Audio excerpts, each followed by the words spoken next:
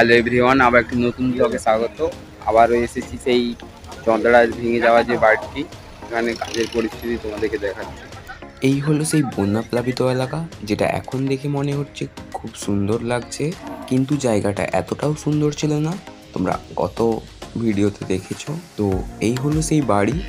গত ভিডিওতে দেখেছো বাড়িটি হেলেছিল, কিন্তু ঠিক 1 মাস পরে আসবো বলেছিলাম। তো 1 মাস পরের সেই ভিডিওতে দেখতে পারছো বাড়িটি সজা করা হয়েছে এবং হাইড্রোলিক দিয়ে বাড়িটিকে ওপরের দিকে তোলা হচ্ছে।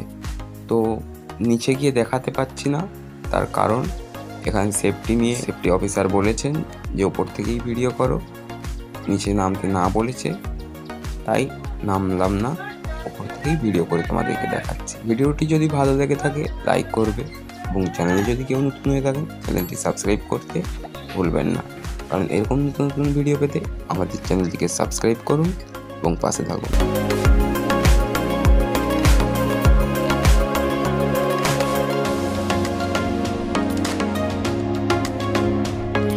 এখানে এসে যে তথ্যটি জানতে পেরেছি এই মিস্ত্রিদের মারফতে, সেটি হলো এই বাড়িটিকে এই গ্রাউন্ড লেভেল থেকে প্রায় 14 ফুট হাইট করা হবে, অর্থাৎ একটু একটু করে গেঁথে গেঁথে 14 ফুট হাইট পর্যন্ত এই বাড়িটিকে দাঁড় করানো হবে।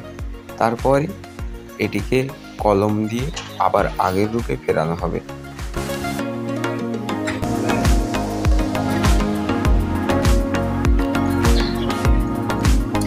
এই বাড়িটির ঠিক এই সাইডের কর্নার থেকে দেখলে বাড়িটি সামান্য হেলে রয়েছে মনে হচ্ছে, তো কিন্তু সামনে থেকে দেখলে মনে হবে প্রায় বাড়িটি একদম সোজাসুজি, অর্থাৎ এক লেভেলে বসে আছে এরকমই বোঝা যাবে। আর এই সাইডে গতবারে এসেছিলাম তোমাদেরকে দেখিয়েছিলাম জায়গাটা অসমতল ছিল, কিন্তু এইবারে এসে দেখতেই পারছো সমতল হয়ে গেছে। এবং এই সাইডে যে একটি পুকুর ছিল তোমাদেরকে দেখিয়েছিলাম, সেই পুকুরটাও মাটি সম্পূর্ণ করে সমতল করে দেওয়া হয়েছে। আর এই সাইড থেকে দেখতেই পারছো বাড়িটা কত সুন্দর লাগছে।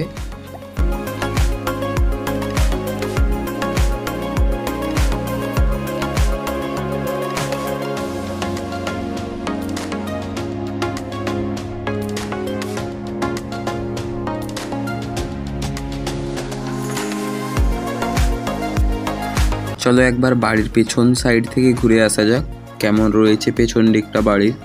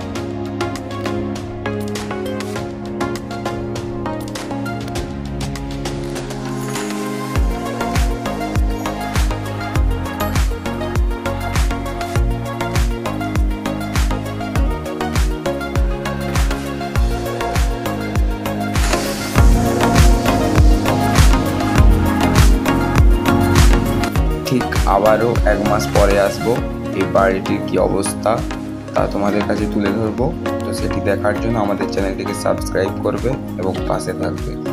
তো আজকের ভিডিও এখানেই শেষ করছি, দেখা হচ্ছে পরের ভিডিওতে। জয় হিন্দ, জয় ভারত।